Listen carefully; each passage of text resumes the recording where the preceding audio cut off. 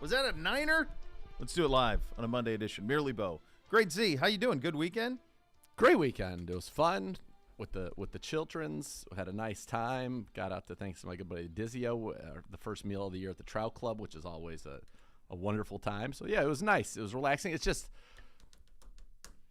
I'm ready to be done with snow. Sorry, I'm ready to be done with it. So I'm ready to be out there chasing a small ball around on a beautiful weekend. Spring has sprung today.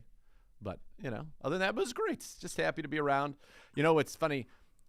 I've consumed less of this tournament than I think any other tournament ever. I would say that you've consumed less of this tournament than most because it feels like I can't escape it. Everywhere I go, every person I talk to, kids all the way up. And for a sport that doesn't get consumed much, November, December, January, February, it's all that's on. It's all that's everywhere it's been I've on the gone background all weekend. It's been on nonstop. I got people coming up to me on Saturday night. I can't believe Kansas. Can you believe Kansas lost? I'm like, well, how many times did you see Kansas play? And they lost. Didn't they all lose year like long. 3 of their top guys from the year before, and then their best player had an ankle injury? No, they were healthy. They did lose guys like Obaji, and they lost some guys from the national championship team. But they're good. They're number 1 seed. But they were relatively healthy in this. But it just speaks to it's funny. Like I couldn't escape it. By the way, Gibbe's back. Hello, Gibbe. That's the best part. Hello, boys. How are you, buddy? Survived and advanced. We survived. The hooligans survived. We're I'm not sure you Mesquite, survived. Nevada survived the hooligans. there might be some. I just wish that I could have a hard knocks of this trip. Oh yeah, I'd really enjoy consuming that. I would too, just to see the. Fairly confident none of us could ever run for public office or do anything. It feels like a lock. Yeah. To me. Did you have a good time? How much golf did you get in? We played almost 90 holes in 4 days. That's getting after it. It was, and That's then awesome. just drinking your face off till 1 or 2 in the morning, 4 or 5 here, Run it going back. to bed, talking to young Connor. It's young Connor's last day here with us. Oh, there you go. Having a meeting with him at 6 a.m., hoping I can go back to bed for an hour or 2 before we start it all over again. Run it right back. Yeah. Unbelievable golf, great times. As I told my wife, better people. The golf's great and everything, but when you got really good friends and good people, then it makes it all better. It's cool that you guys still do that. There's I've had various guys trip. I know you're still able to do that. I've had a couple of those that were started and then kind of drifted off. It's hard, man, to keep them. It is hard, keep but them it's rolling. fun. By the way, I'm definitely going to get a text from my mom soon. I worry about that Gibbe whenever he talks about. I'll his tell you consumption. what. She should be worried about. She should have been worried about me. This is about 8:37 a.m. Sunday morning. I'm driving down 271 northbound, heading to 90 westbound because I had a 9 o'clock tip in AAU basketball. Back-to-back 9 a.m. tips. I thought you were done with Saturday basketball. morning at Garfield Heights at 9 a.m. Yeah, so we had that. And the road conditions the were season perfect was because over. I landed at 6 a.m. This is AAU. That was community. This is AAU. So Sunday morning, 9 a.m. tip time at Euclid Middle School. Fantastic facility, by the way, in Euclid. I can confirm to you that it was as bad of road conditions as I have ever seen. Now, let's remember, I grew up in Montana. That's right. Where the wind blows. And also the Bay Area, but neither here nor Same. there.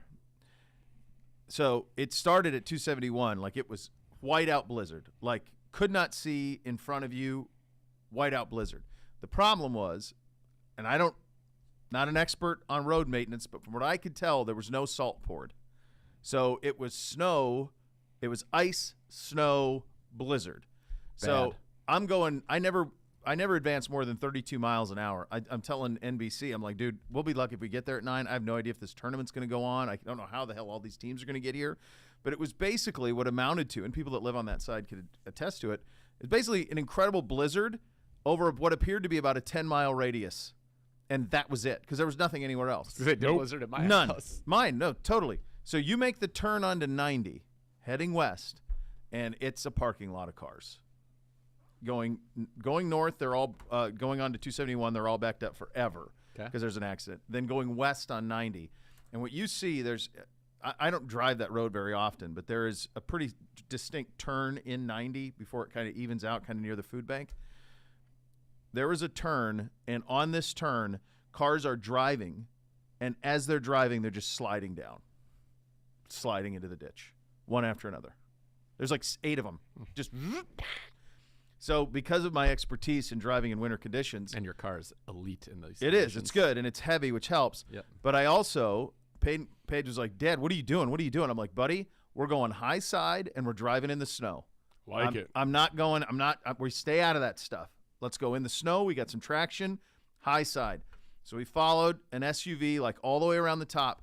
As I'm driving, there are cars like trying to hit. They don't know how to do it. So they're hitting the gas, trying to go up the curve. This is a turn on a freeway. And as they're trying to go up, one after another. Somehow we get through it. This feels like a movie. I get to Euclid Middle School. I get off. My nav, I'd never been there before. The nav is telling me, make a right here. I'm like, well, there's 8 inches of snow that has not been plowed. So I don't think I will make a right there. I think I'm going to go find another right and do it that way. I found one where one previous car had gone through. There were 6 stop signs on this road. It was a residential street. I was the only one on it. I was probably the only idiot driving around Euclid other than people going to this basketball tournament. I said, bud, we're not stopping for any signs. We're blowing right through them. So Euclid PD, God bless you. If you got cams on stop signs, you got me. I drove right through them, man. I'm like, if I slow down, I'm done. You're done. I'm done. I got to keep the momentum going. Pull into the parking lot full of snow. Somehow they played basketball. The worst, as bad as any road conditions I've ever driven on. They played because there's dollars involved. Well, of course. It was from, like, probably the worst was from, like, Parker Hannafin headquarters to Euclid. So that, however long that is, Euclid Middle School, high school, that stretch. Wild. Was that an all day? Was it still going when you got done? The snow was done. Oh, okay. No. It was. I was in the middle of it at 8, 9 in the morning, and then it was done by. We lost out in the noon game, so we were home by 1:30. It was cleared and the roads were good, but they were undrivable, as anyone who was there at that time can attest. As there were cars in the ditch everywhere, wrecks everywhere. 2 things. One, Nana. It's March, brother. Nana was out there and said it was the worst she's ever driven in. She was in it? Yeah, she was in it Oh, around. She said Nana. she stopped, but her car did not. Oh no! But nobody else was out there, so she was fine. God bless her. So she was fine. The other comment I'm going to make is that I believe, and I played basketball from basically like first grade through high school. Mm-hmm. Look at him. Oh, he's got new kicks. Bam! Look It's at like that. some pestos. Yeah. Prestos. I'm pretty sure by the time that NBC hits high school, he will have played significantly more basketball games than I played in my entire career. I'm going to bet you that he's played more Probably right now. than he definitely's played more than I played in my career. Then 100% right for now me as well. Through 3rd, 4th, and 5th grade, for sure he has. That's played. wild. I mean, he's played 180 basketball games last 3 years. 40 games in the leagues, and then at least 20 AAU games, maybe more each year, maybe more like 30. So you're talking 70 games a year. Oh, he does spring. He does fall ball too. Some of that you get another 10 games in there. Yeah, he's playing 80 games a year. I mean, I didn't play. We I'm played not sure I played. maybe. I didn't play 80 games in probably in my. I probably didn't play 100 ever. The Total. When I was in high school, we'd have like a 25 game season. Yeah. And that would count your tournaments and So everything. it all stops like once you get into 7th grade. Then like the middle school stuff, it's contained. Like they play like 16 games. It's sanity. And then but the AAU stuff's a lot. But for these little guys, they play these community leagues and then they play this AAU stuff. And you just chase it. It's crazy. Of course, it's a money grab. It's all of those things. But everyone's doing it, and no one has the guts to say, well, this is stupid. I'm not going to do it. And plus, their kids want to do it. No. It goes everywhere. It's worse in Florida. No, it's nuts. It's around the clock. It's crazy. It's a too lot. much. It is. Too much on their bodies. It is. But the kids want to do it, and all their buddies are doing it. So are you going to be the one to say, well, you can't do it because – and then they're like, well, Dad, he's doing it, and they're doing it, and this is what I want to do. But it's not like they only play basketball. No, I don't. He had lacrosse Saturday night, so it just stacks. It's one thing after another. But yeah, you'll get some time off come Memorial Day. I know it. I was talking to a great friend of mine. You know, I was on the way to one of these because Beamsy had stuff, and I was taking him to some lacrosse stuff, and he's like, where are you at? He goes, he picked up the phone. He's like, are you on your way to basketball or lacrosse right now? And he said both. And he goes, I know you're going to think this is crazy, but this is going to be gone in a blink. So just For enjoy this stuff, enjoy the car rides, and I do. I didn't tell that to get it all that, but just from the standpoint of like the snow, I've never seen a drive like that before in my life. Yeah. It was insane in March, and then it was just under that little spot. Don't get your kids into swimming. I'll tell you what seems like the worst. It feels like it's soccer. Soccer is the worst. Feels Swimming like soccer does not end. Swimming's intense because you practice every day. Yeah, I think we've already. My Yeah, my you're good on retort the to swimming was, they all know how to swim. I was good at, but I did swim. Yep. I did basketball, And you just go. baseball, swimming, and then golf. once I The got competitive swimming where they have like swimming's 2 events intense. in 6 hours for Oh a my whopping God, 2 those minutes days. is about as brutal as it gets. Yeah. I can attest to that. You can't complain. I mean, in the end, it's basketball, so it's all good, but It's just a staggering It's amount. a lot amount of games. It really is. How The do you burnout do? must be high. What's that? How do you play? He did pretty good, but He's a I mean stud. now the other thing with AAU is like the difference between The talent the level. difference between the great teams and the good teams is the Grand Canyon, and then the difference between the good teams and the bad teams is the Grand Canyon. Okay, so you can beat a team. We did yesterday. We beat a team by 22 in the morning, and then we were eliminated by the team that ended up winning it. They beat us by 22. So a 44-point swing in the same tournament. So it's really, really halves, nothing, and then the middle. And we're probably at the top end of the middle. Well, at least there's a middle. When I Yeah. play, there was. But the they don't haves do a and good the- job they don't do a good job of the middle playing against the middle and the great playing against the great and the bad playing against the bad. So what I think happens is if you're on a bad team, what fun's this? Feels like And awful. you're playing against somebody who beats you 55 to 12. And a lot how of great's times that? the bad teams are just like, unfortunately, it's the high school team. That's just, hey, we're bonding and Sure. we're just continuing the season so Right. we can get ready for next season. Well, Right. in AAU that doesn't work. No. Because it's all about the all-star team. It is, and it's all They zone. need to have 2 divisions. It's all zone almost. defense, and it's all Yeah. It is what it is. Whatever. Who do you think came up with the idea that they would be able to monetize 4th and 5th graders to this extent? Someone who's very rich. Youth sports. I mean, Real Sports did the story on it, like these complexes that pop up, like the one you guys are at in Indy. Like an Indy? Yeah, I mean that's you build an indoor facility. You got indoor facility with where you can do turf fields and then basketball and then even ice hockey. Like you can be rented out constantly. Never not have tenants in it. And the other thing is, a parent too, you get it. You say to yourself, well, am I doing this? Like if he's not doing this, then what are they doing? What's he doing? Like the weather sucks. You weren't going to be outside. It was No. 20 degrees and blowing. So if we're not doing this and we're just in the house doing stuff, like how do we, so it's a win in that sense. But yeah, it's a lot. It really is. It really is. amazing. We had a lot of news over the weekend here. Lots going on here. A lot going on. Nothing I would consider major or significantly impacting the outcome of the 2023 season, but a lot. Well, that hurts my lead a little. Well, it's true.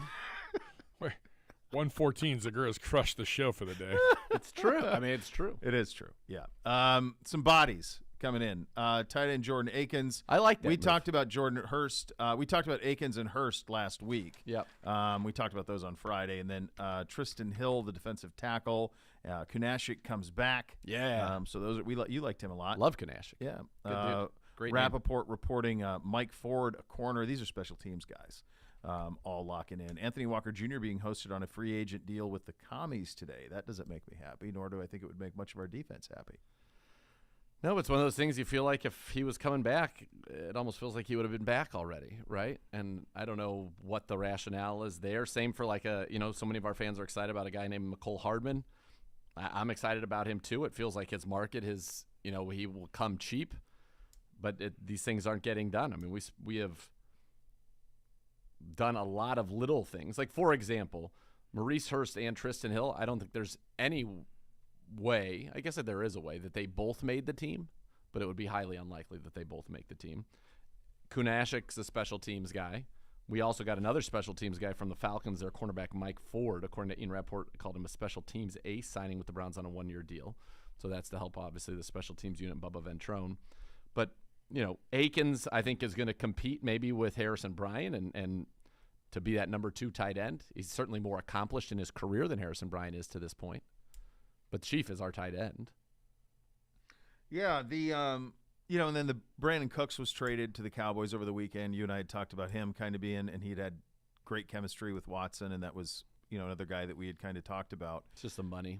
Yeah, and that's what it's going to be on a lot of I think the tricky thing, as we kind of laid out, was you're better off than you were a year ago.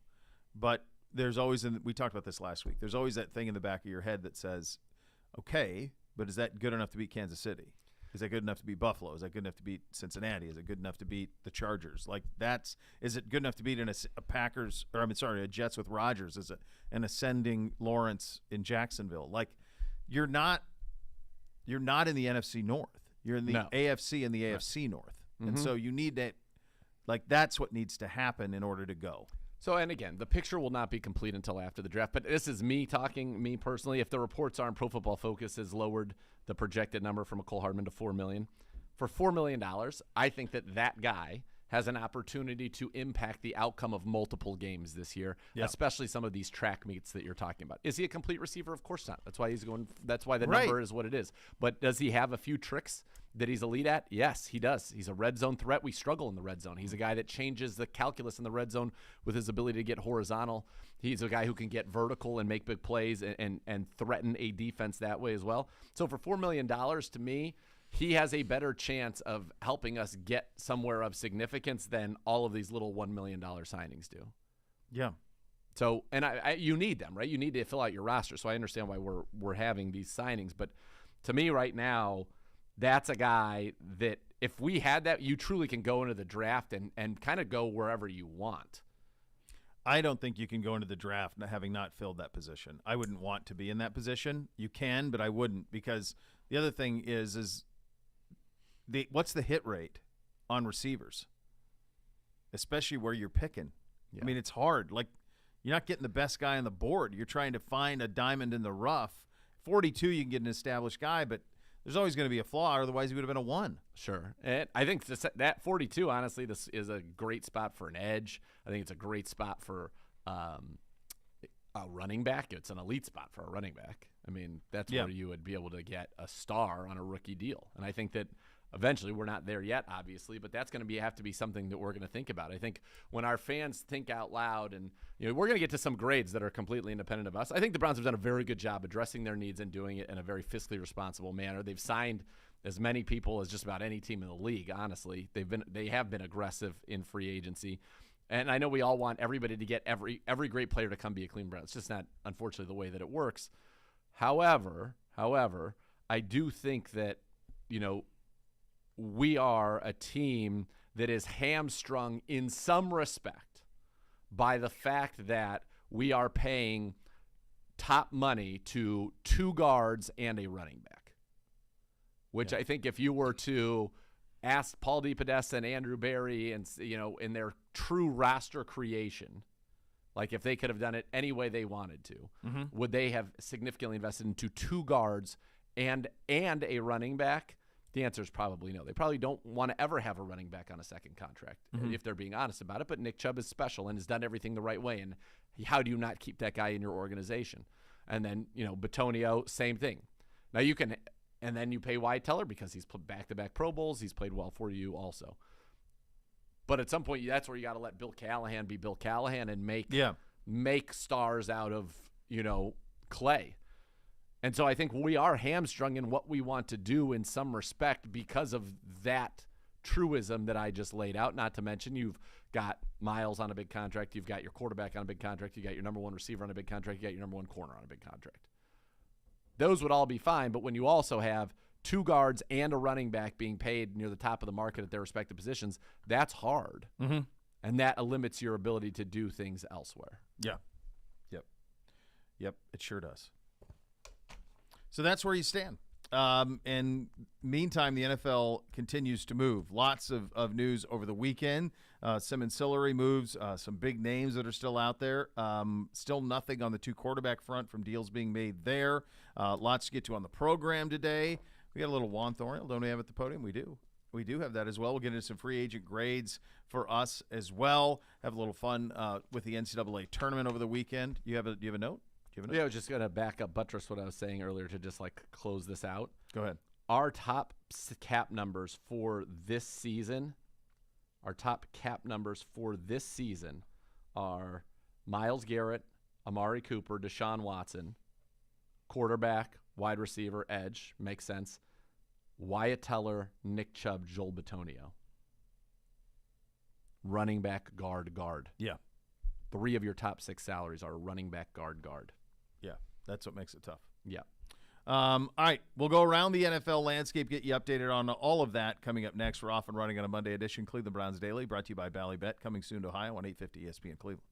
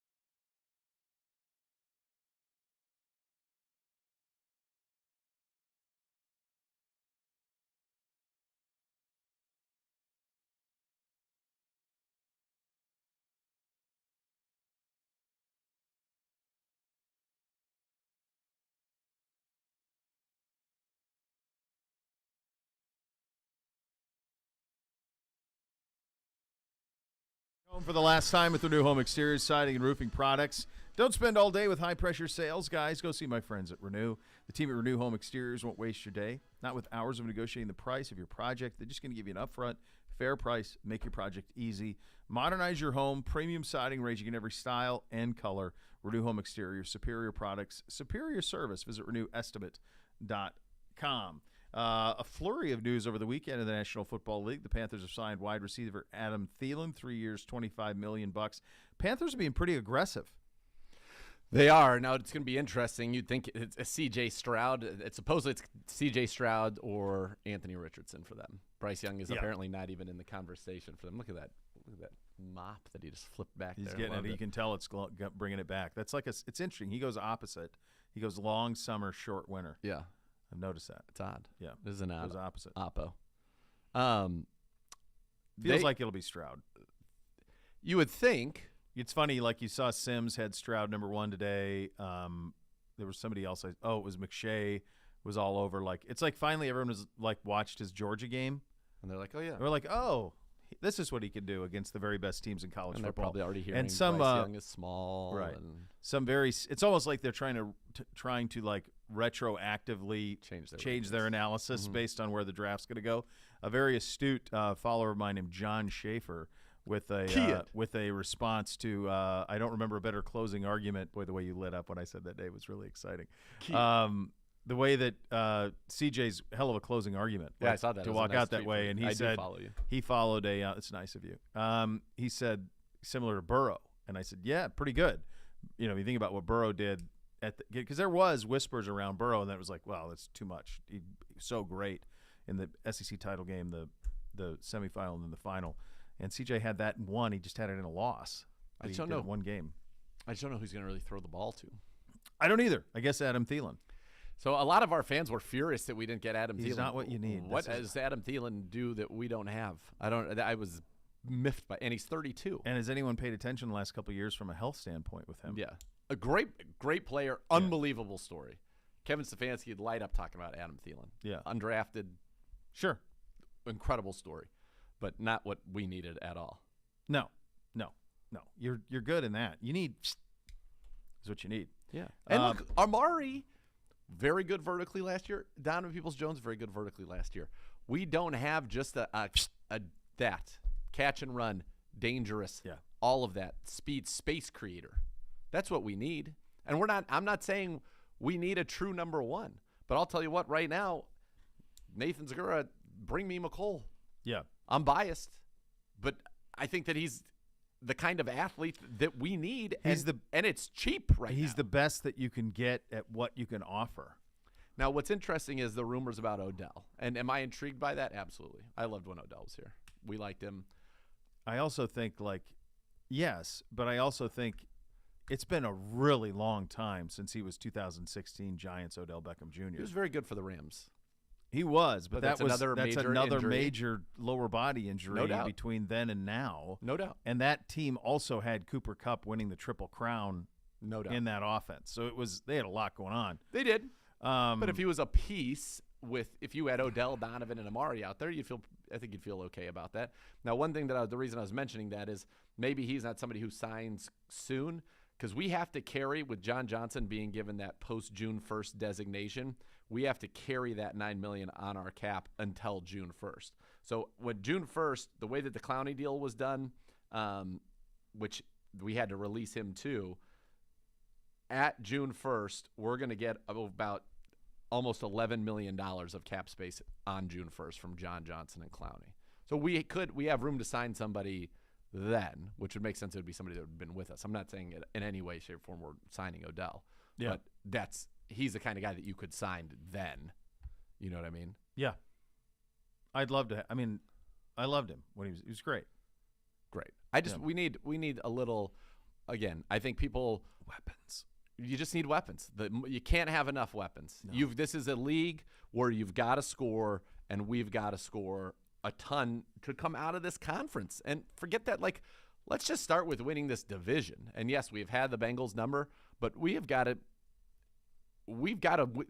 score consistently. And a lot of that will fall on the shoulders of our quarterback, Deshaun Watson, and rightfully so. But we have got to win, and we have got to score consistently. Yes, without question. So that's, I think that all of those things add up. Former Eagles safety C.J. Gardner-Johnson, 1 year, $8 million for the Lions. I really like what the Lions have done this offseason. They're the favorites in the division. They've got to be. And they got 2 first-round picks. Yeah. They're nice. I like that team. They're looking to add more weapons too, by the way. Yeah. They are in contact with some of the remaining weapons that are out there. C.J. Gardner-Johnson's one of those, supposedly, and again, now their agent tried to say that's not true. They offered us kind of a bogus 3-year deal to the Eagles, but the word is that the Eagles offered him more money initially. He thought he could do better in free agency. He didn't. Now he's on a 1-year deal. And now clearly there is something around C.J. Gardner-Johnson, which is why he was given up by the Saints, and we know that he's fought teammates and things of that nature, that he was able to be had for 1 year, $8 million. But the guy led the NFL in interceptions last year, and there's no denying that he's a very, very good football player. None at all. I like this move from the Texans. They're signing Laramie Tunsil, 3-year deal, $75. You're going to draft a quarterback at 2, protect him. Hey, how about that guy? It's amazing. So I remember that draft night vividly. Very well.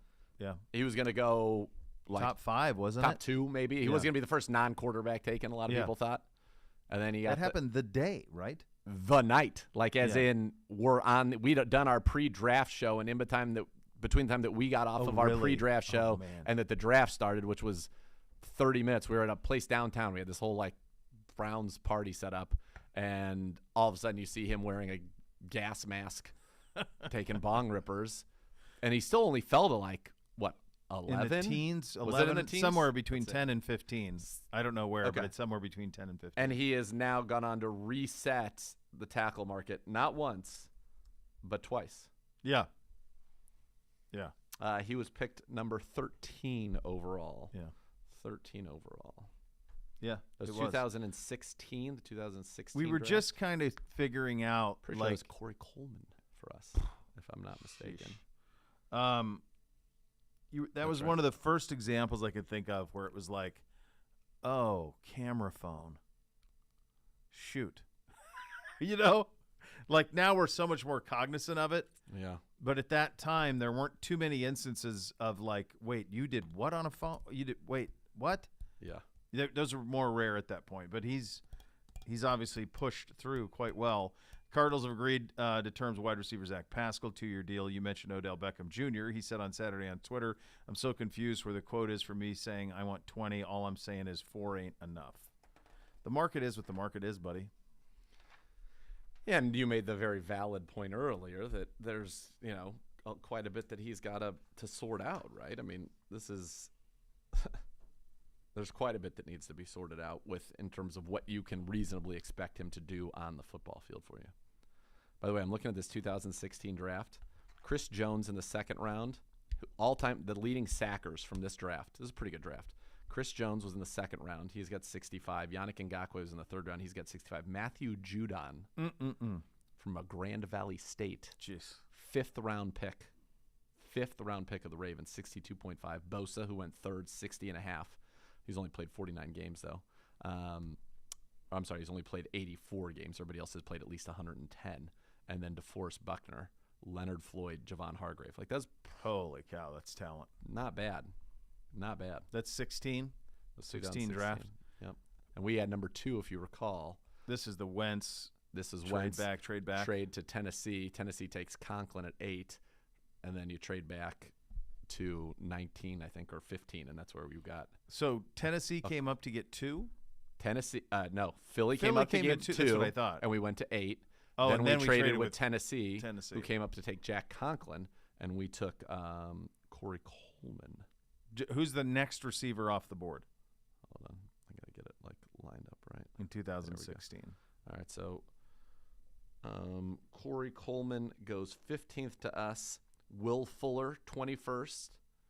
Josh Doxson, whose career did not materialize like you would have thought out of TCU. Laquan Treadwell was 23rd. But he's still in the league. Yeah. You gotta give. He's hung around more than some of those cats. Then it goes to the second round. Sterling Shepard at 40, Michael Thomas at 47, which for a time appeared to be. Well, it still would have been, but it also he was a perfect place at the right time, and also he was never anybody that at that time at Ohio State had tested. Tyler Boyd, 55. Tyler Boyd's a very nice career. Yeah, that is. Yeah, that's tough. Yeah. Coleman sitting there. Yeah. It's hard, man. The drafting of this stuff is hard. The draft is very hard. That's why to even theorize that you would be able to, good God, Listen to who got drafted in the 5th round of this draft. You ready for this? Give it to me. Judon, who I mentioned, who's a stud. Connor McGovern's been a very good guard for Denver. That's not that exciting. Jordan Howard, who burst on the scene, had a real nice career running the football. How about these 2 picks back-to-back in the 5th round? I wonder if these might be the best 2 back-to-back 5th-round picks ever. And I know that's hyperbole.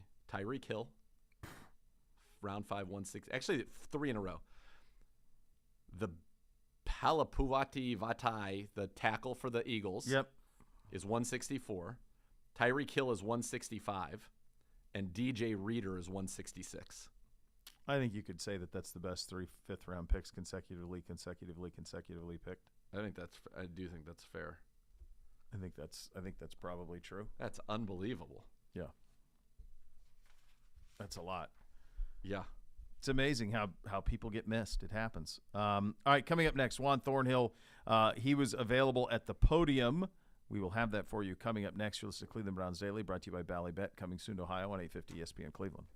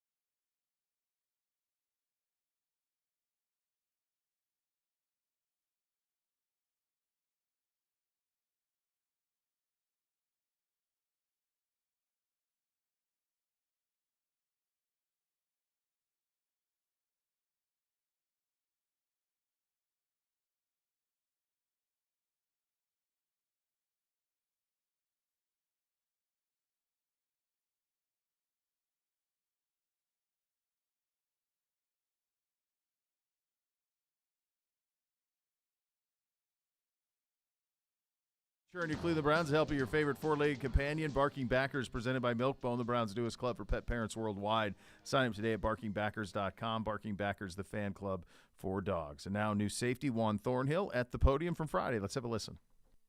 Hey, Juan, how you doing? Congrats. Welcome to Cleveland.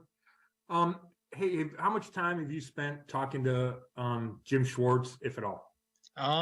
We was up there talking, I would say maybe like 30, 45 minutes or something like that. But he got me pumped up. That's all I can say. Like already just like talking a little bit about football, the scheme, how he see me in the defense. And he got me ready to go for sure. Well, how does he see you? And if it's center field or deep safety, just how comfortable are you in that role? I mean, I'm very comfortable. I mean, I think I'm that guy that can cover from sideline to sideline. No matter where the ball's going to go, I can see myself going to get it. But I can tell that he likes those guys that can do multiple jobs, being able to cover man-to-man, being down in the box, playing in a deep half and in the third. So he definitely see me as that guy that can do all of the different roles. Hey, Juan, welcome to Cleveland. Wanted to ask you, you've been part of 2 Super Bowl championship teams. What kind of gravitas does that sort of give you as you walk into that locker room to kind of set a tone, be a leader, from day one? I mean, when you're a part of a team if you're a part of a team that's been able to go to multiple Super Bowls and win multiple Super Bowls, you're willing to take that wherever you go. I have the experience winning 2 of them and being in 3. So I know what it feels like to be in that big game, and I know what it takes to win. So that's what I'm going to bring with me. I'm going to bring that energy, and I'm going to bring it to my teammates as well. And if I see someone like slacking, I'm going to let them know, like, that's not the way to go about it. Like, let's pick it up so we can get to where we want to be. How much did, while you're with Kansas City, how much did you kind of grow into a role like that, with them? I started off kind of quiet. I mean, I was a rookie, not really knowing too much, like just listening to the older guys. But as time went on, I became one of the older guys in the room, and I had a bunch of rookies that I had to depend on this season. Like we had 4 to 5 rookies this year that had to play. And I was looked at as that guy that had to be the leader. So I had to be that teacher in the room and be the guy that they can lean on if something was to go wrong and to lift them up. Hey, Juan, just wondering, in looking at your Twitter and just kind of getting the vibe of you being here for this little short amount of time, you're kind of embracing the whole dog pound, the land and all that kind of stuff. So what has your reception been so far from Browns fans, and how do you know about the vibe of the land and the dog pound and all that stuff? The Browns fans been amazing. Like, they've been messaging me. They've been showing all of their support since the day that, the announcement came out. But I'm super excited about it because I've heard many good things about the dog pound. The fans out here are crazy, and that's what I love to be a part of. When I come out that tunnel, I want the fans to jack me up and make me ready to run through a wall, and that's what I hear about Cleveland, and I'm excited. Hey, Juan, welcome to Cleveland. I want to ask you, it looked like the Chiefs and Browns were starting to develop a little bit of a rivalry there, played in the playoffs, then had that season opener. It was real, competitive. Just from your perspective, because a lot of those guys are still on this team, just what was your impression of the Browns and how close they were? And do you feel like you're a player that can kind of come in here and help this group get over the top and get to where you were in Kansas City? So with Cleveland, I remember playing them, and I just remember them being a team that was like willing to run down your throat and punch you in the mouth like early. So that just shows that they have the ability to get to the big game. And I feel like I'm that type of player that can add to the defense and help them get to where they want to go. And I'm excited to play next to Myles Garrett and Grant Delpit and those guys, because I've been watching a little bit of their film, and I just feel like they're really good players that can help us win. And you're not a guy that was a role player in KC. You were a starter, and you're going to obviously come in here and be a starter. Just how would you describe yourself as a player? What type of safety are you? Are you a ball hawk? Are you a guy that just gets up in guys' faces? Just how would you describe yourself as a player? So I've always been taught to be that guy, to never allow your coach to take you off the field. So I would see me as being that guy that can do everything. He can cover, be down in the box, make plays. He can blitz, sack the quarterback. I want to be that guy that can take control of a game and go get the ball when it's in the air and cause fumbles when it's that time to make that big play. Hey, Juan, welcome to Cleveland. Having been to the Super Bowl all those times, kind of to piggyback off Chris's question earlier, what do you think is the most difficult part of getting to that game, or something people don't know about how hard it is to get there? I mean, it's very hard, honestly. You have to stay disciplined, like, for the whole season. As you see in the NFL, some teams start fast and finish slow. Some teams start slow and finish fast. So it's all about just staying disciplined, and getting to multiple Super Bowls is even harder. Once you win one, you got a target on your back each and every week because everybody's trying to knock down the top dog. So it's definitely hard to get there. And then obviously you were part of that Kansas City team that broke a pretty long drought for the Chiefs. You were part of that. I know you didn't play in that game, but what was that like? And can you imagine kind of that here in Cleveland? Oh yeah, definitely. Like I said before, like all of the pieces are here. Got a really good quarterback, receivers. The defense is super strong. I feel like all of the pieces are here, and we have that capability of getting there and making a splash in the playoffs and making it to the Super Bowl. And I have all confidence in that. Hey Juan, welcome to Cleveland. Nice to meet you. You just got here, but have you gotten any reaction about your arrival from some of your new teammates? What does that look like for you so far? I've talked to some of my teammates. There's a couple guys that have reached out. They seem pretty pumped that I'm here, and that's pretty much it. But I'm excited to get for OTAs and get to know the guys a lot more and to start working together so we can work towards our dream and getting back to that Super Bowl. And you said you had talked to Jim Schwartz. He kind of pumped you up, but when you were looking at the Browns, even before you signed, do you see a part of your game that you think is going to be able to really shine here on this defense with the guys that are on this roster? I do. I definitely do. Like I said, with Coach Schwartz, he drew up a couple plays on the board, and I just like what he was drawing up. But I can see me stepping in and playing a big role and helping his team tremendously and making a lot of plays for this team as well. Hey, Juan, welcome. Just kind of wanted to ask, I asked Dalvin a similar question yesterday, but as you kind of come to a new team, and especially for you, with JJ3 not here anymore, he was kind of a big leader in this secondary. So what's your leadership style? And especially when you're coming to a new team and you're kind of the new guy in that secondary now? You always got to walk in and try to figure out what it's going to be like. So I'm not going to be that guy that's going to step in and just try to take over everything. I'm going to figure out how things are going to go. But I'm not that type of guy that's just going to be on the field yelling at everyone, telling them, let's go push yourself. And I'm not that type of guy. I'm the one that's going to lead by example. But if you're not working hard, I will step up and say something. But I'm not going to be the guy that's going to put you on blast in front of the whole team. I'll come up to you personally and let you know. And then just getting to Cleveland and getting in the building for, I assume, your first day, just what is your first overall impression been? Kind of a broad question. I mean, it's amazing. I came here not knowing what to expect, and I try to do that everywhere I go, and definitely it has impressed me. The facilities are truly amazing here. I got here last night, actually, and the first thing I looked at was downtown, and it shocked me. It was really beautiful, and I wasn't expecting it. So I'm excited to get here and actually be able to work my way around and see what everything's like. Hey, Juan, obviously you're confident in your new team and motivated to get back to the Super Bowl, but how hard is it leaving a team that you had so much success with and just won a Super Bowl?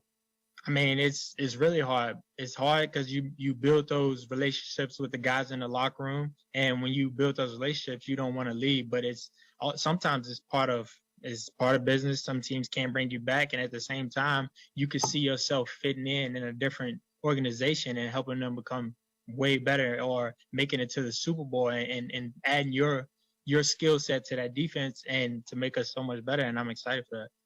Yeah, Juan, just wondering, so on the defensive side of the ball, the Browns have added a lot of new players this week in Dalvin and Obo and you and a couple of other guys. I'm wondering, do you feel like a defense can change from a culture standpoint overnight? And if so, what's it going to take? It definitely can.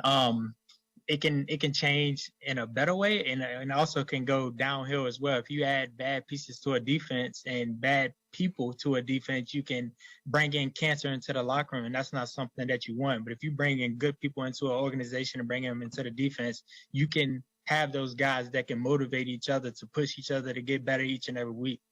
And do you feel like that's what you're feeling here? Is that the vibe that you're getting, that there's like an infusion of some new energy and some really good guys? I definitely do. I think the guys that were here as well, they can feel it. Like they reached out and was welcoming to be here. And that just shows that the guys are excited for this season and they care about who actually comes into this locker room. Hey, Juan, I wanted to ask you about the other AFC North quarterbacks. Obviously, you've had a couple of battles with Joe Burrow. Now you get Lamar Jackson twice a year. And then, of course, the Steelers have Kenny Pickett. So just if you could, your thoughts on coming into a very highly competitive division with some really, really good quarterbacks. It's going to be hard each and every week. I've had the chance to play against, I think, Lamar a couple of times. So I kind of know what his game is like. Played against Joe Burrow a couple of times, so I know what he likes to do as well. The only one that I haven't had a chance to play against is Kenny Pickett. But the thing is, like, I've heard a lot of good things about him as well. It's going to take hard work and dedication each and every week because these guys, they have the capability to wreck games. They have great arms. And with Lamar Jackson, if you look at him, the guy can throw the ball and run as well, so he can beat you by himself. It's going to be hard each and every week, and you got to prepare as if, like, each week is a Super Bowl. And I know you were asked about leadership earlier and coming in and trying to be one of those vocal leaders on the field and in the locker room. One of the issues the Browns had last year was communication on the field in games. Just what can you do maybe to be that guy to settle that down and just make sure everybody's where they're supposed to be, doing what they're supposed to do without it, becoming like you're out there trying to take things over, if you know what I'm saying. And in the NFL, like, this game is all about who makes the least amount of mistakes. And if you're on the field making mistakes, that's going to cause you to lose football games. And one thing that I know that I'm going to do, I'm going to try to bring everybody together to make sure we're all on the same page. And that's simply by just, like, hanging out in the locker room or going out to dinner together, like doing things like that, that just build that bond, and you will know what your teammates are capable of, their strengths and weaknesses. So when you come together like that, it just allows you to play so much better. I was wondering for you, what does it look like to get integrated with that teammates, ideally this early? You just got here, you're getting a lay of the land, getting a lay for Cleveland, but what does it look like early on and of getting that chemistry going so you're ready? Back at 30.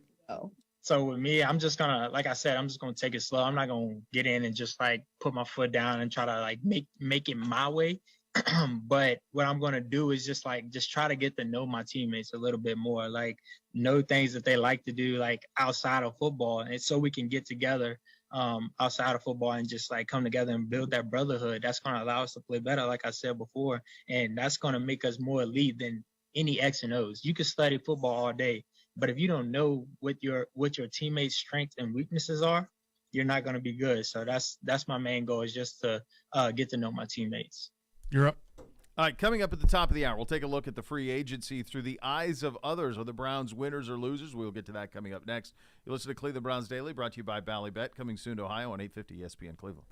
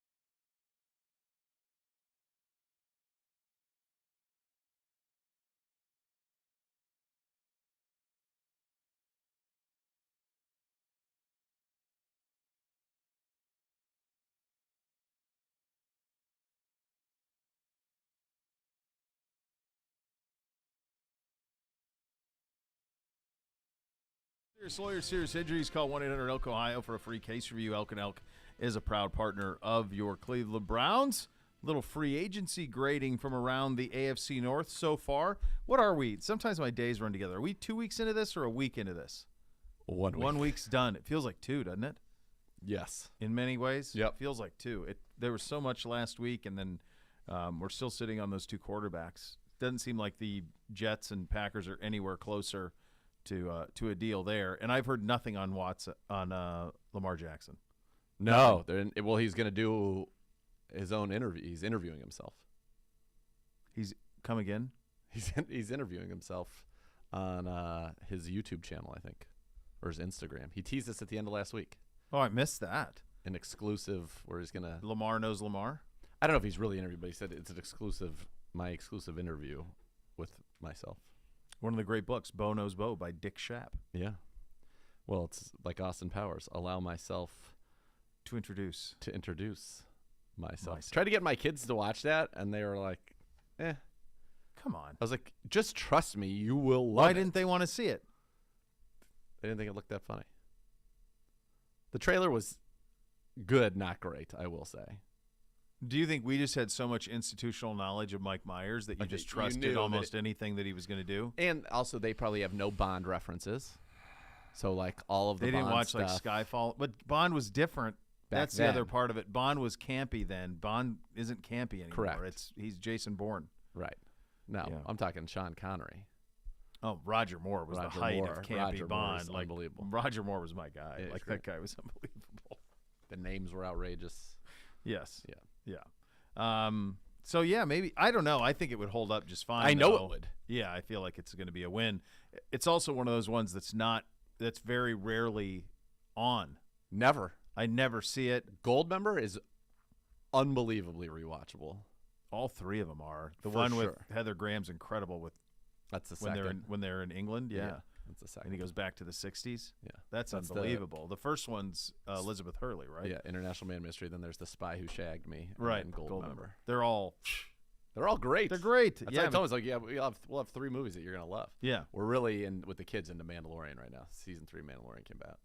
Good. Yeah, we watched the first one. I got to bring him back into the second.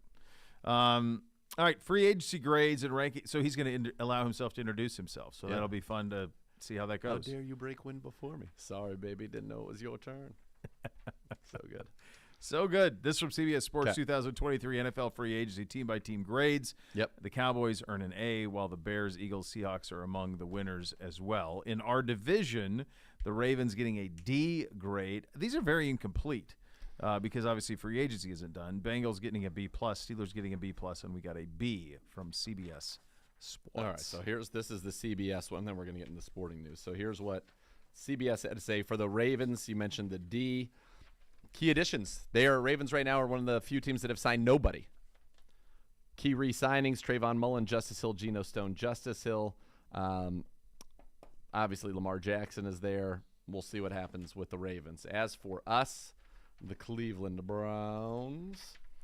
B, Clowney waiting his way through the waters free agency. It was important for Cleveland to find a new pass rusher. They did that with Obo. Solid ad at a good price. The Browns' defensive line retooling didn't stop there. They got Dalvin Tomlinson. 2 signings could allow Cleveland to be a force up front, critical in division with Joe Burrow, most likely Lamar Jackson still. Adding chief safety Juan Thornhill fills the hole left by the release of John Johnson nicely, is what he has to say there. Well, but he's not. It's not even that though, because he's not what John Johnson was. I mean, he's a safety, but other than that, better that's where the for what we're similarities. trying to do. Yeah, and John, we love John. I loved him. Yeah. All right. Miscast, unfortunately. Cincinnati, obviously, you get Orlando Brown. They get Cody Ford as they continue to retool that line. That's what they're doing. Kept one of their leaders in Jermaine Pratt, big fan, a CBD favorite. But as he says, now the real work begins figuring out how to extend Burrow, Jamar Chase, and T. Higgins. They knew they were losing Bates. I think they were surprised that they would have loved to have had Bell back at the right price. They would have loved to have Hurst. I think Hurst is the one that they thought they'd be able to keep. Yeah, and they couldn't. So the Steelers, their big signings, they get Pat Pete. They get 2 guards, Isaac Simalo from the Eagles, Nate Herbig from the Jets. They get a linebacker in Cole Holcomb. They did lose Cam Sutton, but Pat Peterson pretty good. They got as we mentioned, a couple of guards as well. So we'll see there. The sporting news one is actually a little bit of a better, I'll say it's a better article because it tells you who they signed, who they re-signed, and who they lost all in one place, which I find to be very, very useful. So the sporting news, NFL free agency grades, ranking signings, trades, all 32 teams, best to worst. The Bears, the best, and the worst, the Packers, is where that stands. Our division they like a lot, with the exception of the Ravens. So for us, again, he says Browns cleaned up their roster well of pieces they didn't need anymore, kept 2 key players. Tomlinson, Okoronkwo, and Thornhill are 3 new starters who can have a significant impact on the defense, and they kept Posik and Taki. The Bengals, here's the thing with the Bengals. So they get Brown, they get Ford, but Jesse Bates, Von Bell, Samaje P., Ryan Haydenhurst, and Eli Apple were all 5 major contributors for them a year ago. And I think they were prepared for Bates by the drafting of Dax Hill. Yep. I think they're fine with Eli Apple. He ended up being more of a pain in the neck than he was worth by the end. Bell, I think, surprises. Still started for them. He did. 3 of their top 5 DBs are gone. I think they're fine. I think they're relatively okay with that one. The Bell one, like I mentioned, is one where they thought that there was a middle ground there. Yeah. But they wouldn't go over their price. And Hurst was surprising for them. Yep. To lose him. Steelers, again, upgraded the offensive line. Keep Larry Ogunjobi. They lose Cam Sutton, but replace him with Pat Pete. They like that. And then you got to go to 31 for the Ravens. Again, they haven't signed anybody. They re-signed Trayvon Mullen, Just Hill, Geno Stone. They've lost Calais Campbell, tight end Josh Oliver, guard Ben Powers, who is good, as well as a backup center. So their whole thing is all about, obviously, Lamar Jackson there. But I think the Browns, look, you can't address everything in free agency. I know everybody wants to. I still think they did a very good job on the defensive side of the ball. We're still missing that receiver piece, which again we've talked about is a luxury piece. I will remind people, with Jacoby Brissett as our quarterback and the current receivers and running backs and tight ends that we have, we were a top 10 offense in the NFL through 11 games. Top 10. So we should be even better with Deshaun Watson just right out of the gate, but you want to have more weapons. I think there's all right. I just want to double check to make sure I'm comfortable saying this. In terms of drastically changing the direction of a franchise, the Bears offseason does that, provided Fields takes the appropriate steps. But they went from a team pretty void of talent to one that has a lot, that's in a really advantageous position drafting for the next couple of years. So I think, but not to the point of contender. The Jets are incomplete. I mean, they put key additions, trade pending Aaron Rodgers. Aaron Rodgers wants to play for the Jets. They want him to play there. The Packers are under no duty to acquiesce to that in any way. And if they don't, they absolutely don't even have a quarterback. It would be Zach Wilson. So at this point, the Jets have done nothing that would change the trajectory of them. I honestly think there's only one team that's like went from that has a dramatically different standing.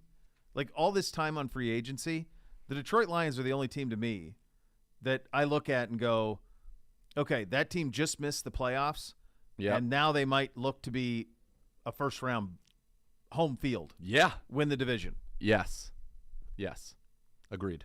I mean, the rest of these teams that are high-grade teams, they're not changing the trajectory of a franchise to the point where it changes their standing. If there's a pecking order in the league of like contender, playoff team, chasing the playoffs, non-contender, road to nowhere, tanking. If you want to go those 5 categories, the Lions are the only one that have changed their spot. Yeah. So this would be potential playoff because it's the NFC, right? Yeah. And with the Bears, to your point, yeah. Lions, boom, to the moon. They're, I think, division favorites. Yeah, I agree. After that, no one's really changed their standing. I would say that if you were somebody who was a believer in Dan Dimes, you would say that the Giants have improved their standing a little bit for him with Waller and Paris Campbell, right? Yeah. And you keep Saquon Barkley, you keep Dan Dimes, you keep Slayton, you keep Sterling Shepard. But they're still, I would imagine, on paper, 3rd in their division at best. Yeah, because one of the other teams that kind of held form so far more than people thought is the Eagles. Right. I mean, they're running it. Bradbury, Graham, Slay, Fletcher Cox, Kelsey, all those guys came back. Yep. And they thought that maybe they'd lose some of them, and they didn't. No, they ended up losing Chauncey Gardner-Johnson. Yeah, that's Hargrave. Yeah, so there's everybody else in here. To me, looks like they kind of either status quo. Obviously, we would be one who have changed our trajectory, but that's more tied to Watson playing a full year than anything else.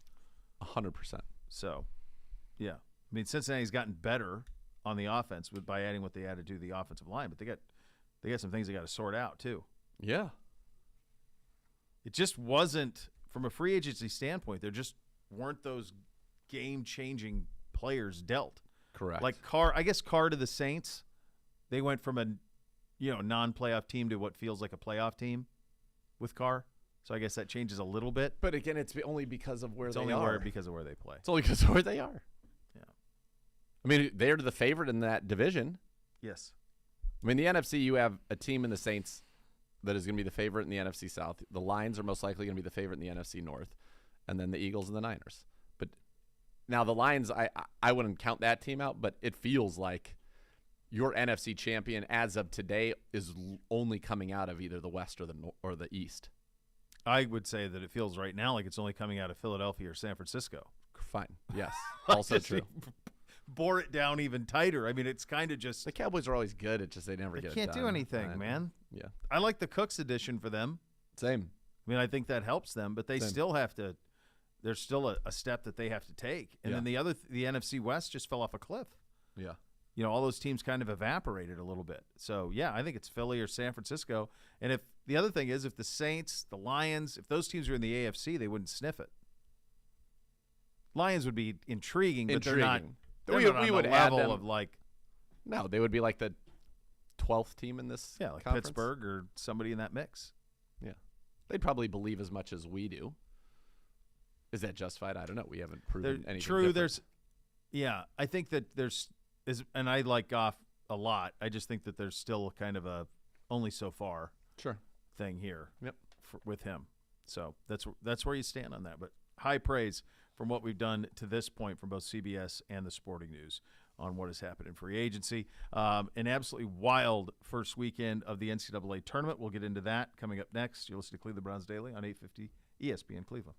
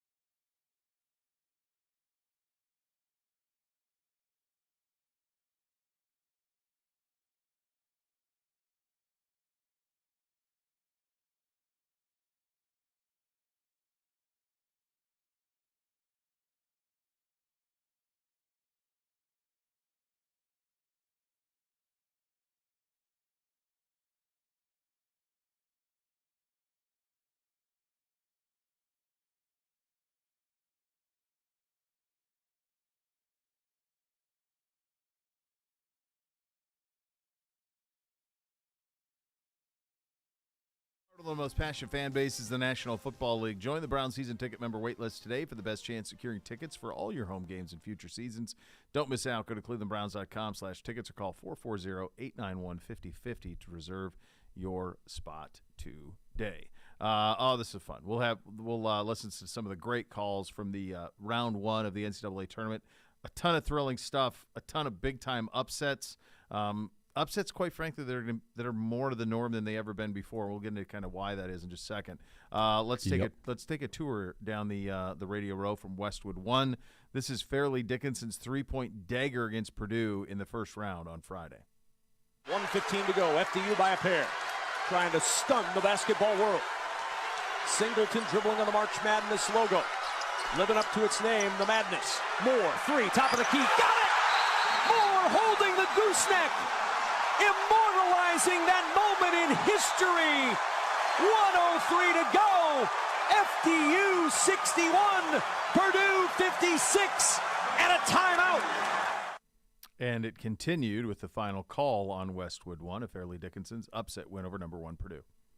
Jenkins is ready.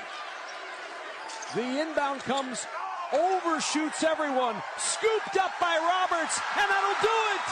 The Knights have slain the Dragon for the second time in NCAA tournament history. A 16 has beaten a 1, and the FDU Knights are that 16, knocking off number 1 in the East, Purdue, 63-58.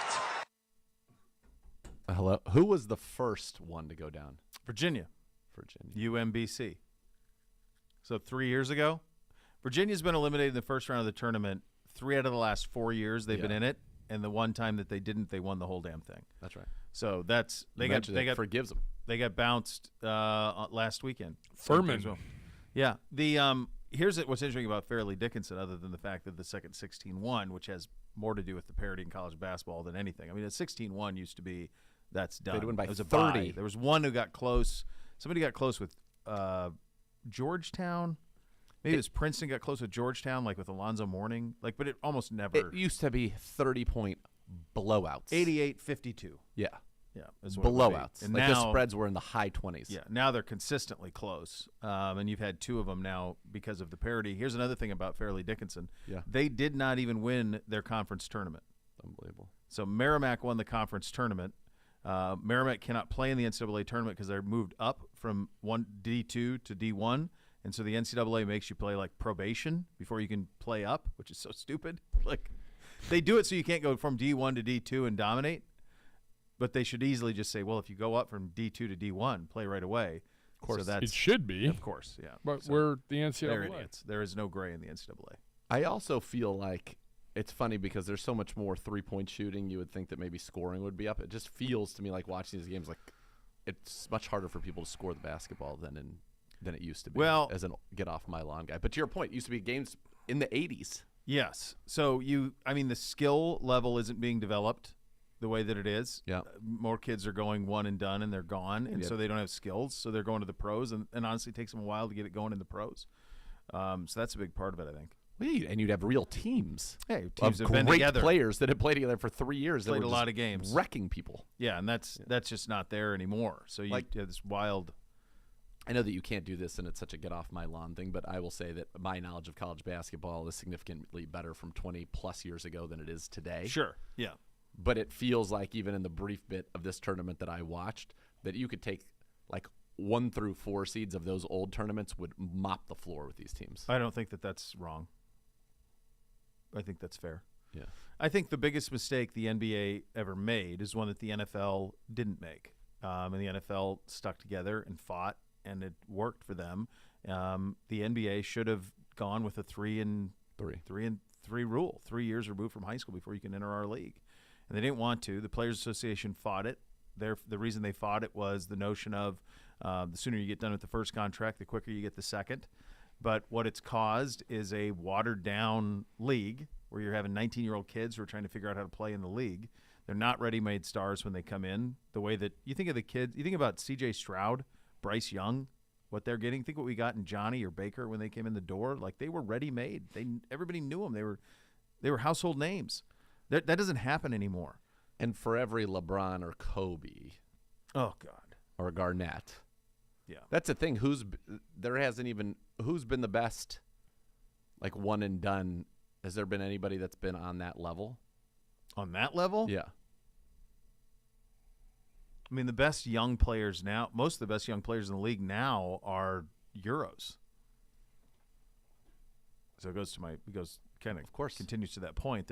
In terms of the way they're being taught and the way that they're playing, this brings back to the AAU talk from the beginning of the show, where isolation, one-on-one, zone defenses, all these things that are taught in AAU doesn't translate into team basketball, and so you're not as smart a player as you were. Right.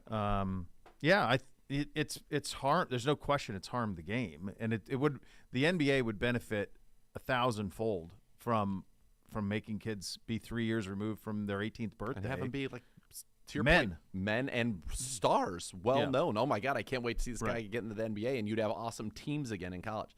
That's the thing that's hard for me is this tournament is more wide open than ever. And I'm somebody who admittedly has not watched a lot of college basketball, but I saw all I needed to see when we went to that game at Butler, and you told me that was the number 6 team in the country. Right. And I'm like, right. That team would have gotten smoked years ago. Oh, for They wouldn't sure. even have been a top 25 team. Probably not even 10 years ago, they probably would have gotten smoked by like that Florida team that won back-to-back titles with Noah and those guys.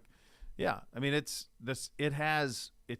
receded a little bit. And the other thing is if you go look at an NBA mock draft, even like there's 4 or 5 kids. This Wembanyama kid's going to go number 1, the kid from France. But then there's 4 or 5 kids in the top 7 that are all kids that are playing like G League Unite, like these G League teams, because you can make money doing that now, make a couple $100,000. So they're doing that instead of going to college. So hopefully with college, with NIL, and then I don't know what's going to happen with the age requirement in the NBA. I think they'd benefit from a 20-year-old age requirement at least. Not just from a basketball standpoint, but from like an adult mentality. Yeah. Like being able to manage your money and being able to manage your life. Yeah. Who's doing that really well at age 19? No, you're not. It's like, a lot. My kid's got potential. She's got some work to do. Watching Buddy next week. Oh, really? Yeah, she's doggy sitting in the Budsy next week. Oh boy. So that's big work. That is big work. I'm not getting roped into coming over to help. I don't think you'll have she runs into a skunk, her mother can go help. Nah, he's good. He'll stay in. It's just wild though. I mean, I'm looking at the Sweet 16 matchups. Mm-hmm. And not that there were always upsets, and you might get a Cinderella or 2 in the older days of the tournament. Like, it was going to be majority made up of 1, 2s, 3s, and 4s, and you'd have even couple a surprises. 6 that you would see would be a 6 like Kansas in '88 that had Danny Manning, who was the National Player of the Year. Right. Like you would never have Princeton like they are in the Sweet 16. Like they could win a round like they did in 96. Didn't they beat UCLA? UCLA was the defending national champion. They backdoored him to death and beat him. Yeah. Like the O'Bannon brothers. 51-48 or something like that. Yeah. Actually, I think Ed was already gone. Was Ed gone? Ed was just a senior Charles? in 95. It was like Charles O'Bannon, so Toby nasty. Bailey. Hated Toby I think Bailey. Kirill was the head coach, something like that. J.R. Henderson. Pete Carrill. Yeah. The year Pete before was Carrill. what, Tyus Edney? Yeah, Tyus and he Ed had were the big seniors. shot. Yeah. But yeah. Listen to the seeds. 7 versus 3, Michigan State, Kansas State. 8 versus 4, Arkansas, UConn. That's in one region. 9 versus 4, Florida Atlantic, Tennessee. Yeah. 3-2, chalk Gonzaga, UCLA, which is probably the best game. That should be a final. That feels like a Final Four Four game. with those two teams. Yep. Yeah.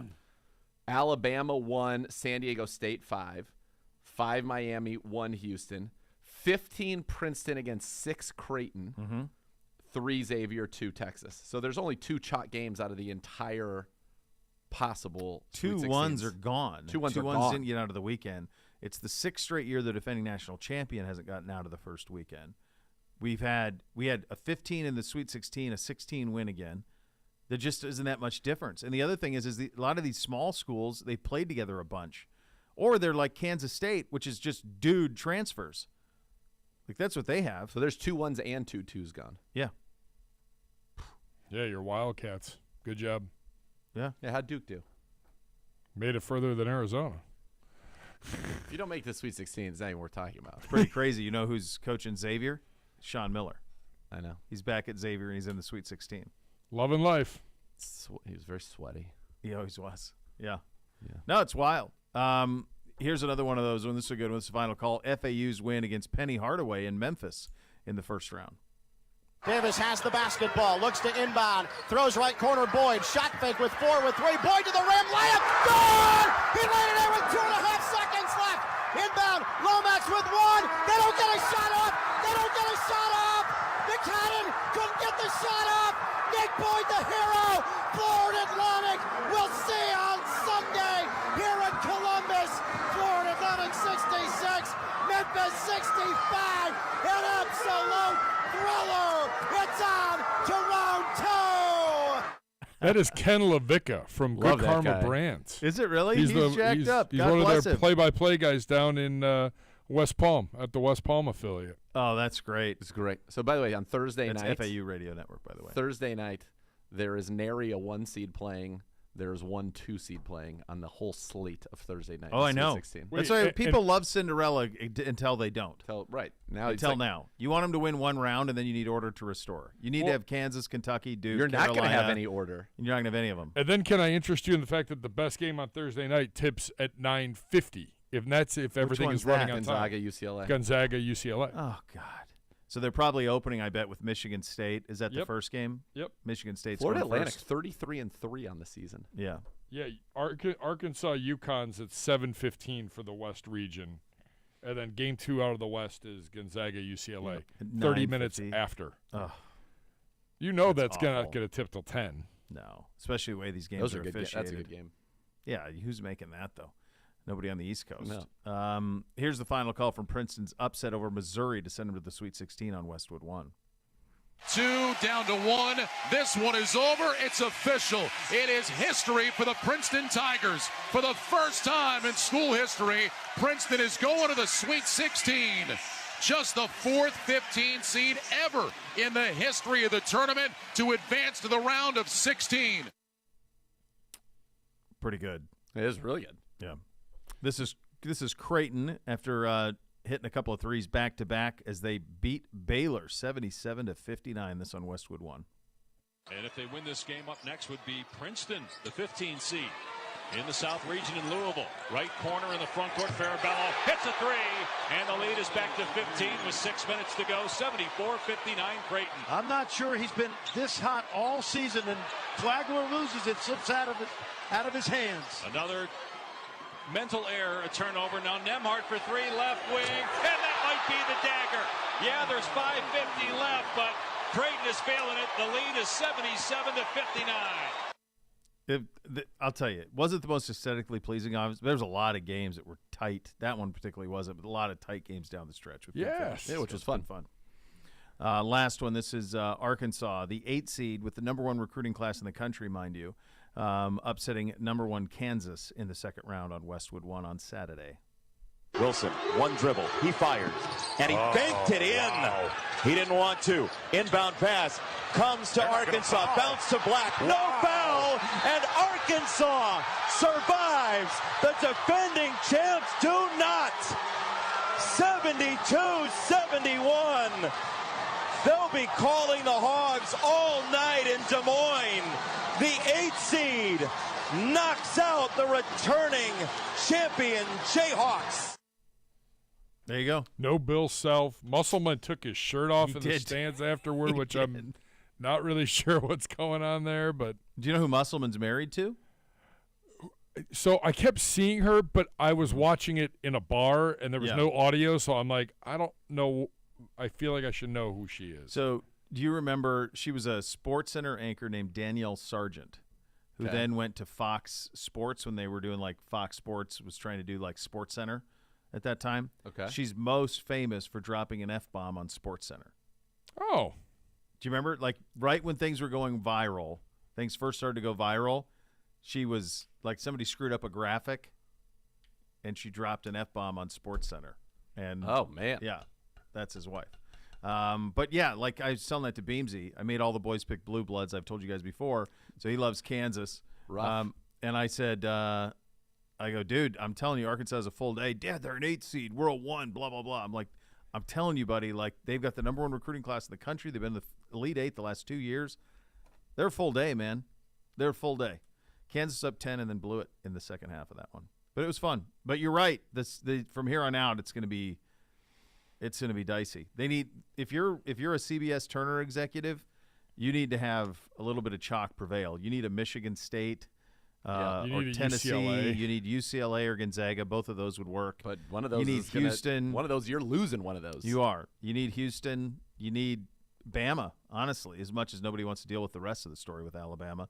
Alabama's road to the Final Four will be so they play San Diego State. And then they get the if they winner win, of they Creighton got and Princeton. Creighton-Princeton. So their path would be San Diego State, Creighton, or Princeton. And then if they get to some of the Final Four, it's either Tennessee, Michigan State.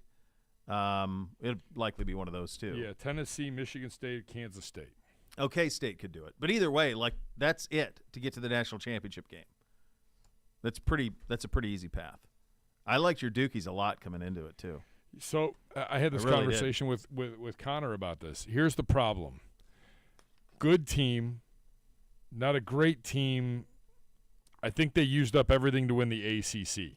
Yeah, and I also would say, that's why Michigan State's had success. They got bounced early. You have a week to think about what went down. You know you're a better team than that. You come out with a little chip on your shoulder. Big Ten has not won an NCAA tournament since Michigan State in 01 or 90, 2000. Mateen Cleaves and those guys, 2000, 2001, whenever that was. So two things from the Big Ten perspective. Number one, the way the league is officiated hampers it in March. They allow for a lot of chunky play that when you get to March isn't allowed. If you watch the Purdue game, you could actually hear the referee yelling to Zach Edey, get out of the key, get out, get out, get out. In the Big Ten, they let him camp, and he killed him in the camping out. So I think that's the first thing. And the second thing is the Big Ten, there aren't that many pros, not studs. There's a lot of pros, but there aren't NBA stars that come out of that league the way that there used to be 30 years ago. Some of that's population shift, some of that's misses in recruiting, but they just don't have, they don't have a laundry list of those guys. When people say, "Oh, are you shocked about Purdue?" No, I'm not. I didn't think I thought they'd lose. I didn't think they'd get to Sweet 16 anyway, let alone thinking they'd go any further than that. If they were going to go, they should have went last year when they had Jaden Ivey. They lost to St. Peter's. Man, that's what happens. Yeah, it's crazy. It's a crazy sport at the moment, to say the least. It's strange. Yeah. It's not great what's happened to it. No, and I got, like you said, I feel like the numbers are going to bear this out, that the TV ratings are just – this weekend's going to be tough. It's funny, though, like I was saying, it's all anyone was talking about. Everywhere I went, it was on nonstop. Because I of think the people upsets. love the bracket so much, too. Like, they're so into how's my bracket? How's your – like, one of my boys is like, oh, my bracket's a disaster. I said, dude, everybody's is. My bracket is busted. No one's got a bracket, man. Like, there's no brackets left. It's over. It's absolutely I had Arizona, over. Kansas in the finals. Yeah. Hey, UCLA, Duke. So UCLA's still in the mix. You got UCLA. But that's it. I mean, it's hard. It's rough. Yeah, I only have 6 of 16 Sweet 16 teams. I've never done that poorly, ever. I don't know how many I have. I'll look. Yeah, probably not many. Probably not many.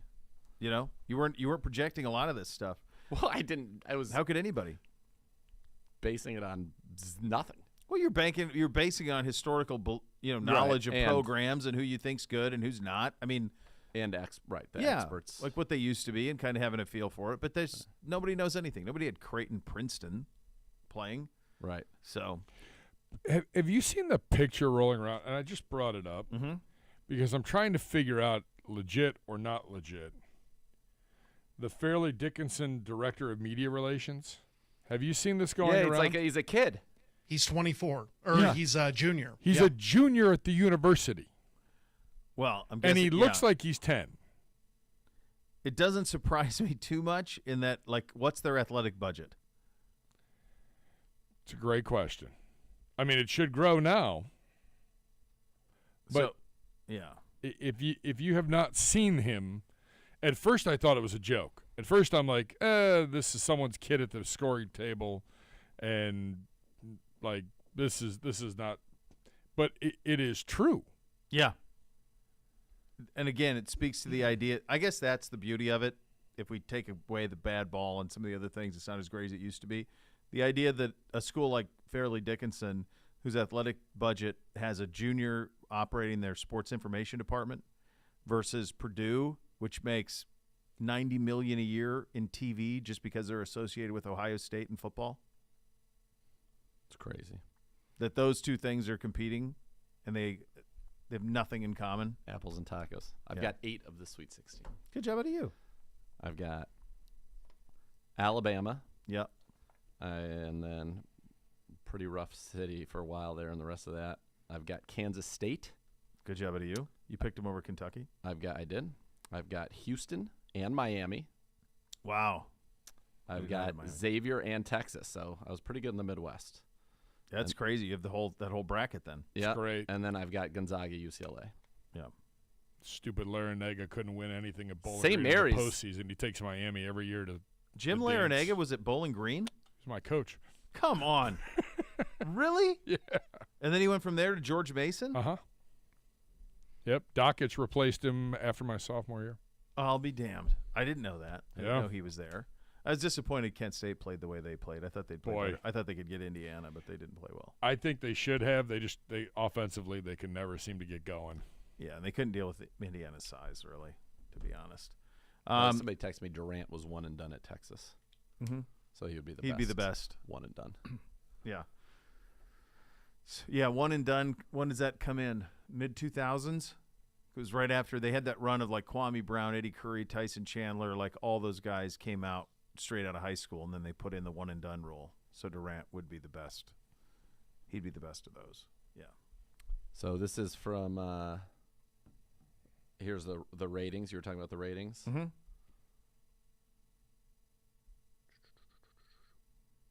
According to Sports Business Journal, the tournament featured the most watched first round in its history. More than 9 million people watched the games on average. And what does that people are say? hungry for sports, live sports. What does that say when you look at the NBA, MLB?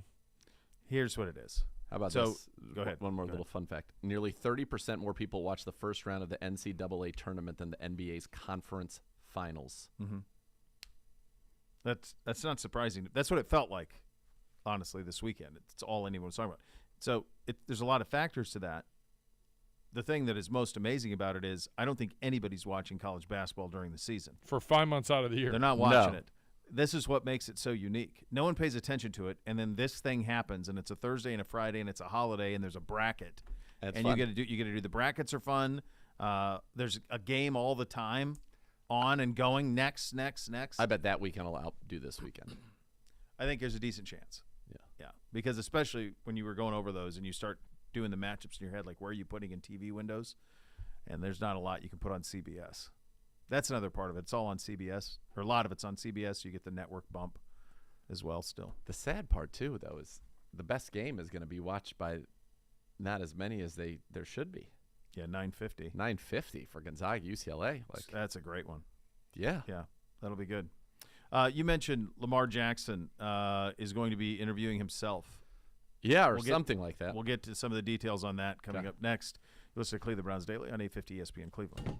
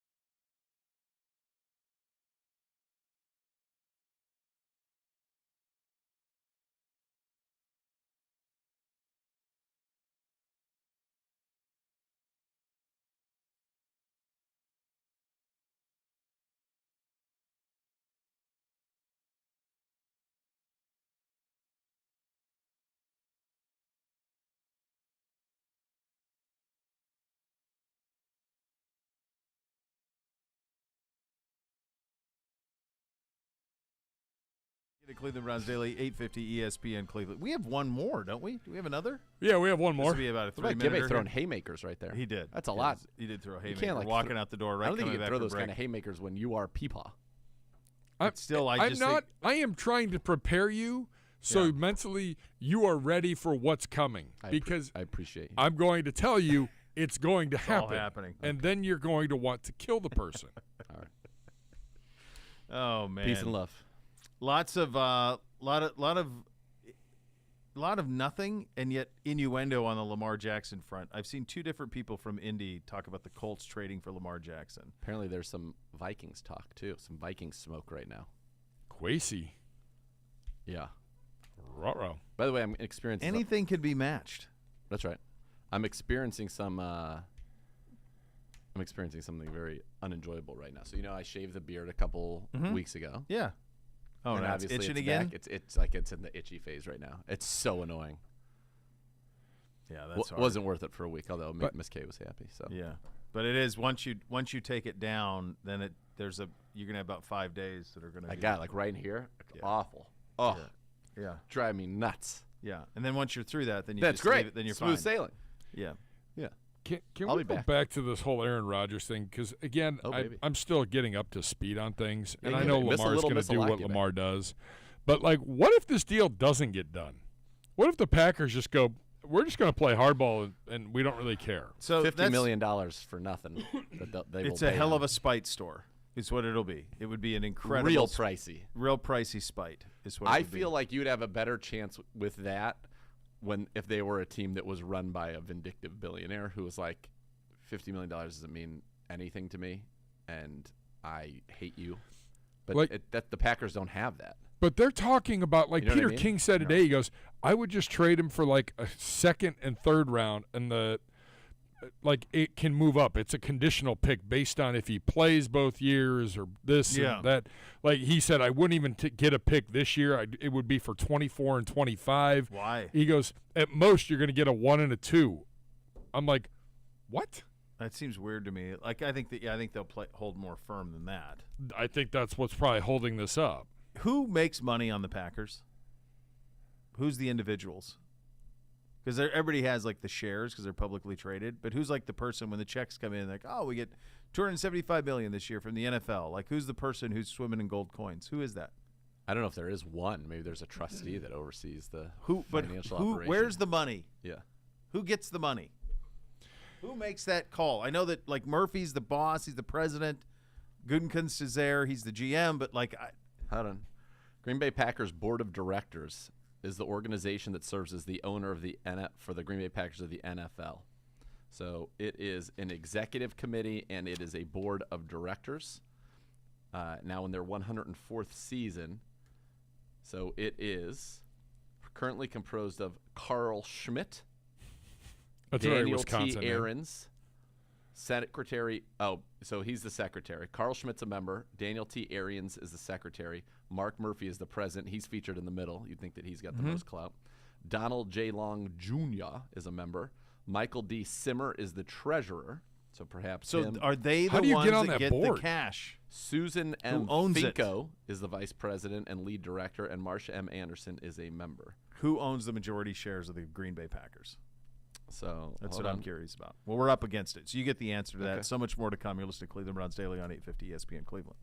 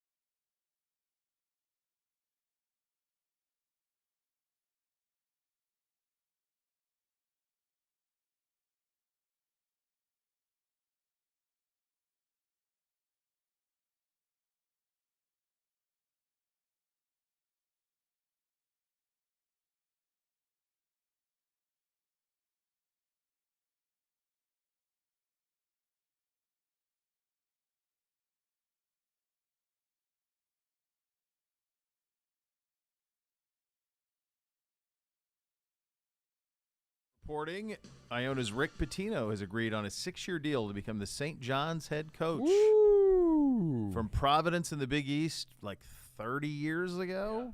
You're still not on. Yeah. To Kentucky, to the Boston Celtics. Well, no, to the Knicks, to Kentucky, Boston Celtics, Louisville. One bad mistake at an Italian restaurant. Oops. Overseas, Iona, St. John's. That's the run. There you go. It's a spicy meatball. It really is. Was for him. Next level's next. We're back tomorrow. Cleveland Browns Daily, 850 ESPN Cleveland.